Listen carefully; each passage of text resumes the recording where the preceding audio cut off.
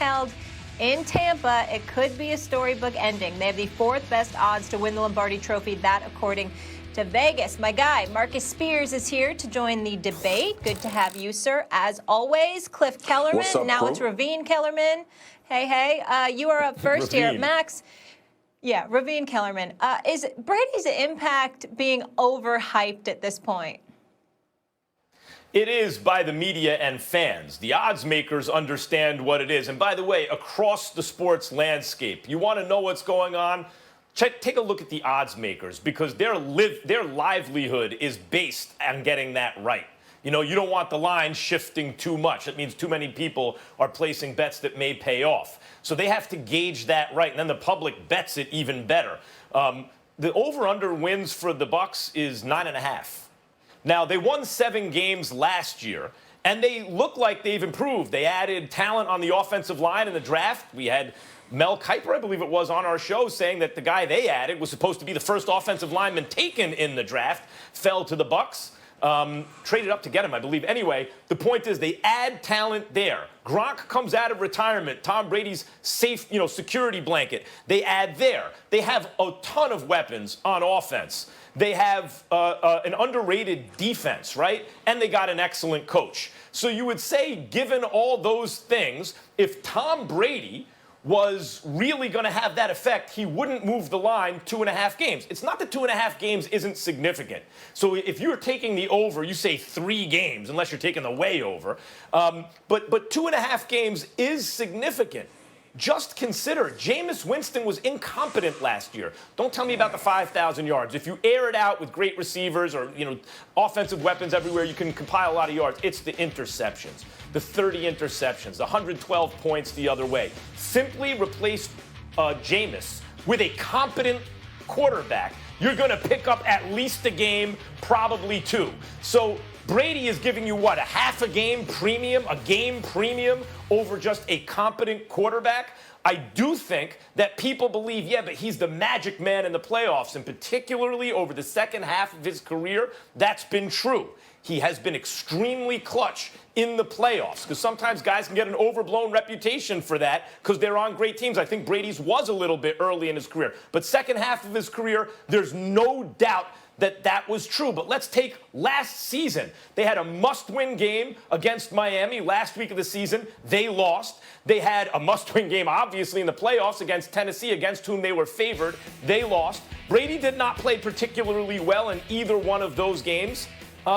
So even the kind of reputation, yeah, but if they can get to the playoffs, which 10 wins doesn't guarantee you, because you have Brady, you're liable to make a run. Even that, at this point, I believe is overblown. So, yeah, it's been overhyped by the media and the fans, but not the odds makers. Well, I mean, obviously, your position is very, very predictable, and I applaud you for making it. At least you're consistent as opposed to giving 10 different points. So I thank you for that sincerely from the bottom of my heart, but I respectfully disagree with you. Here's the reality of the situation, Max Kellerman. I think Brady is not being overhyped at all in this particular situation because, thank God, he's got some talent to work with. I understand he's approaching 43 years of age. I understand that Father Time is definitely compiling dust on that birth certificate of his, but guess what? There is such a thing as rejuvenation, and that usually takes place when you've got pieces around you that don't require you to be all you used to be in order to be just as productive as you used to be, because they can make up for some of that, and that's where Godwin comes in, Evans comes in, Rob Gronkowski comes in, O.J. Howard comes in, Cameron Brake comes in, even Ronald Jones II that averaged over 4 yards a carry rushing the football out of the backfield, not to mention a buffered offensive line. I take those things into consideration. I look at him being bereft of weapons in New England, and I say to myself, excuse me, this is not underhyped at all. Look at this. Cam Newton ain't in Carolina anymore. That's Teddy Bridgewater. Okay, even though Christian McCaffrey is the man for that squad, they're in rebuilding mode as far as I'm concerned with Matt Rule, this $66 million college coach, now the coach of the Carolina Panthers. And I say 66 as opposed to 60, Marcus, because you know they paid $6 million to buy him out of his contract to Baylor to get him to the Carolina Panthers, as if they needed to do that in order for him to be a coach in the NFL. But that's neither here nor there. The Atlanta Falcons, we recognize the fact that they've come up short with their level of production, particularly on the defensive side of the ball, primarily due to injury. But nevertheless, I still don't believe they've recovered from blowing a 25-point lead in the Super Bowl. As a matter of fact, we've had Atlanta Falcons on the show acknowledging they're still recovering from that psychologically. We even had Ludacris on the show, Max, admit he still ain't over it, okay? So they've just they've affected the city,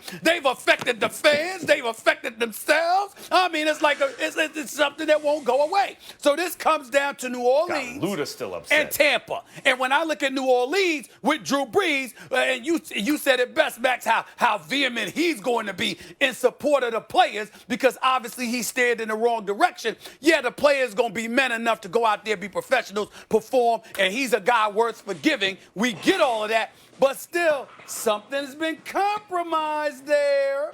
And as a result, we never know what kind of effect that's going to have. So I look at all of those things, Stephen and I say, Drew Brees is going to sound Tampa like Bay Marcus can win this Garvey division, the rest of this season. and who knows what's going to happen. He ain't overhyped. Tom Brady ain't overhyped. Oh, by the way, last point, Marcus. Tom Brady has never thrown more than 14 interceptions in a season. We're coming off of Jameis Winston with 30, right? Mr. 30 for 30, giving new meaning for 30 for 30, all right? The reigning defensive player of the year as far as I'm concerned. Nobody did more for a defense than Jameis Winston, all right? Tom Brady, since 2010, has only thrown double digits in interceptions 3 times in the last decade. I mean, come on now. That, based on the fact alone that you ain't turning over the ball is going to be a huge plus. I'm rolling with that. He ain't overhyped. I'm with you, Stephen A. He's not overhyped. Listen, this is about personnel. This has nothing to do with Tom Brady. We know Tom Brady still has ability to play at an elite level. And you bring up the other teams in the NFC, in that division in the NFC South, Stephen A. And to your point, we have no idea what the Falcons are going to be. This thing comes down to New Orleans and the Tampa Bay Buccaneers, Nolans, as I call it. But to Max's point, when you bring in Tom Brady with the amount of talent that Tampa Bay has, I guarantee you they win more than 9 games. And I get all of the odds makers, and everybody goes by that, and it's their job to get it right. But I'm about playing what actually is happening on the football field. And on the football field, the Tampa Bay Buccaneers should be as good as anybody. Why do you think the Cleveland Browns going to win this year, Max? Why do you think they're going to win this year? Why are the Browns going to win? You're talking about what? Coaching? Why do you think the Browns going to win? Because of the talent on the field, right?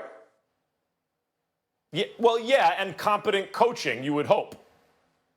Okay. So I would take Bruce Arians before Stefanski. That's my personal opinion. And I would take Tom Brady before Baker Mayfield. And then you look around all of the talent. But I'm not taking the Browns to win 10 games. Max, my point is to say that it's overhyped based on where they've been is crazy. Because you're going to take Tom Brady over Jameis. You would take him over the Browns, and people thinking the Browns are going to have success and go to the playoffs because of the talent on the team. The talent on Tampa's team, I would put right up there when you start thinking about the names and the guys that's going to be in the same type of positions. That's just an analogy that I'm using, because you got people that will say the Browns will be great, and then it's overhyped for the Tampa Bay Buccaneers. Tampa Bay got the better quarterback out of the teams. They got just as much talent. They in a division that may be a little bit harder based on what Carolina and Atlanta does. But at the end of the day, this is not even close to being overhyped. This is Bruce Arians, Tom Brady, with the amount of talent that they have on this team, and Rob Gronkowski coming back. It ain't enough hype you can give to Tampa, in my opinion. Look, one thing at a time here. First, the Cleveland Browns. I don't know that they're going to make the playoffs, and I don't think they've gotten nearly the hype this season. Maybe last season they got a lot of hype, but this season they don't have nearly the hype that the Bucs have. 2, the Bucs' hype will be, well, let's put it this way. If they win 11 games, that's a game over the over, right? Then you can start saying, okay, they've done better than the odds makers expected. But I think if I talk to most football fans, they take them for more than 10 games anyway, meaning they're being overhyped by the media. Also, the reason you believe what you do, it seems to me, or most of us do, because we keep pointing the talent around him and the coach and the fact that Brady still has enough ability to get it done, given those circumstances as opposed to last year's circumstances.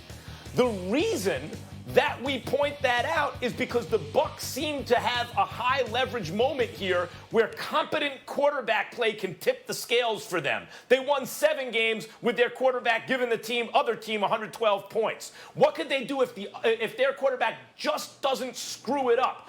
I'd say at least win 2 more games. So the premium we're giving Brady is maybe half a game over a competent quarterback, plus people assuming that he'll do well in the playoffs once he gets there. But he didn't do well in 2 must-win games at the end of last year, and it's his age 43 season right now.